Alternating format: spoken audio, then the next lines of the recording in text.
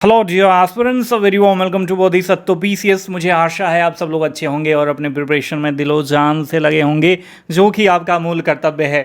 परमार रवि मनु भाई बीपीएससी के नए अध्यक्ष नियुक्त किए जा चुके हैं। देखो, कोई भी जब नया अध्यक्ष बनता है तो उसके साथ उसके लिगेसी भी जो प्रीवियस अध्यक्ष का कार्य रहता है उसके साथ चलने की कोशिश करती है और वो मेंटेन करता है कि जिस संस्था में आया है।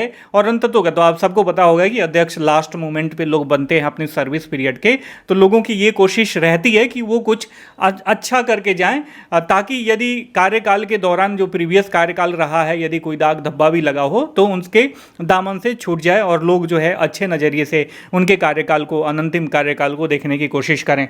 तो परमार रवि मनु भाई बीपीएससी के नए अध्यक्ष बन चुके हैं। अब आप कह रहे होंगे कि ये न्यूज़ क्यों हमारे साथ शेयर कर रहे हो सर, इसका क्या तात्पर्य है? तो मैं कहना चाहूँगा कि जब भी विपरीत सेना का सेनापति बदलता है ना, तो सेनापति के बारे में जानना अति आवश्यक है माय डियर फ्रेंड। सेनापति की साइकोलॉजी, सेनापति का टेम्परामेंट, सेनापति की स्ट्रैटेजी जानना बहुत इंपॉर्टेंट है। बिकॉज आपके विपरीत सेना जो खड़ी है वो बीपीएससी की टीम है और उसका नया सेनापति परमार रवि भाई मनु नियुक्त हो चुके हैं। तो देखो, ये कुछ बदलाव कर सकते हैं। इन आईएएस रहे हैं, 1992 के ये आईएएस अधिकारी रह चुके हैं, ठीक है। और इनको काफ़ी ज़्यादा अपने कार्यकाल में बहुत सारे विभागों का अनुभव रहा है। खान एवं भूतत्व विभाग के अपर मुख्य सचिव के पद पे अभी तैनात थे और हाल ही में इनकी नियुक्ति हुई है। नवंबर 2024 में रिटायर भी होने वाले थे। परमार कला संस्कृति, एससी एसटी कल्याण समेत कई महत्वपूर्ण विभाग के सचिव, प्रधान सचिव और अपर मुख्य सचिव रह चुके हैं। हालांकि महादलित विकास ऐसे अभियान कोई चल रहा था, उसी में एक घोटाला हुआ था जिससे संबंधित इनका नाम भी उस घोटाले से जोड़ा गया था, ठीक है। एक मतलब क्या है इसके पीछे हम नहीं जाना चाहेंगे, लेकिन ये बीपीएससी के लिए कितना महत्वपूर्ण है और आपको कैसे अपने बीपीएससी के लिए टेम्परामेंट चेंज करने की आवश्यकता है, ये जानना अति आवश्यक है माय डियर फ्रेंड, ठीक है। और हाल ही में जो जानकारी मिली है कि केंद्रीय प्रतिनियुक्ति पर ये बिहार में वापस भी आए थे।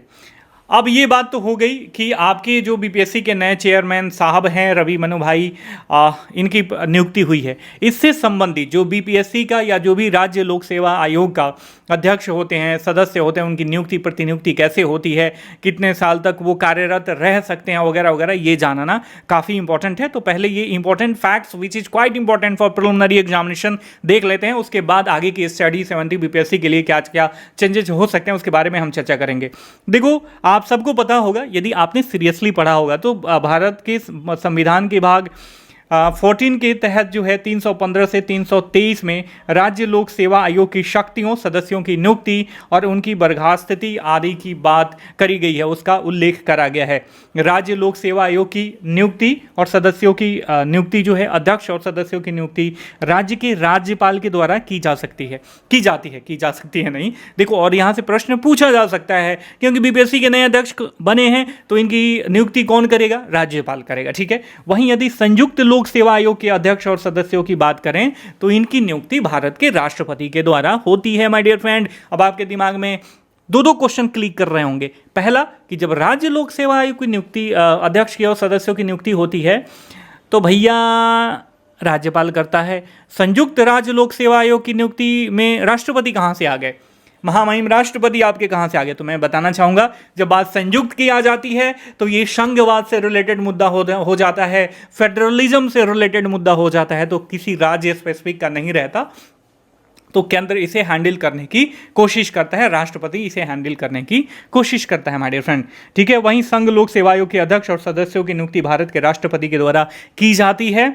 राज्य लोक सेवा आयोग के अध्यक्ष, सदस्य और जो हैं ये राज्यपाल को अपना त्यागपत्र देते हैं, ठीक है। तो राज्य लोक सेवा आयोग के सदस्य और अध्यक्ष की नियुक्ति, संयुक्त लोक सेवा आयोग के सदस्य और अध्यक्ष की नियुक्ति और यूपीएससी के चेयरमैन और जो भी मेंबर्स होते हैं उनकी नियुक्ति कौन करता है? इसके साथ साथ राज्य लोक सेवा आयोग के अध्यक्ष और सदस्य अपना त्यागपत्र किसे देते हैं? आप सबको स्पष्ट हो गया। नीचे कमेंट करके बताओ, जो संघ लोक सेवा आयोग के अध्यक्ष होते हैं उनका कार्यकाल कितने वर्षों का होता है और कब तक वो कार्यरत या कब तक कार्यरत रह सकते हैं? इसके साथ साथ जो राज्य लोक सेवा आयोग के अध्यक्ष हैं उनका कार्यकाल कितने वर्षों का होता है या कब तक जो है वो कार्यरत रह सकते हैं? ये आपका ट्रिगर पॉइंट है, यहां से बीपीएससी प्रश्न पूछ सकता है।